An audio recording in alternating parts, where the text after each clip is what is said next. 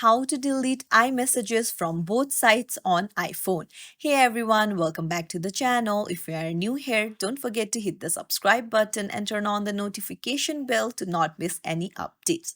So, have you accidentally sent the wrong message on your iMessage and want to undo it? Then you're in the right place. Let's dive right in. First things first, open up your Messages app and then go to the conversation where you want to delete the message from both sides, and then long press on the message that you have sent and want to remove, and you'll see the undo send option pop up. Go ahead and tap on it, and there you go, the message has been unsent.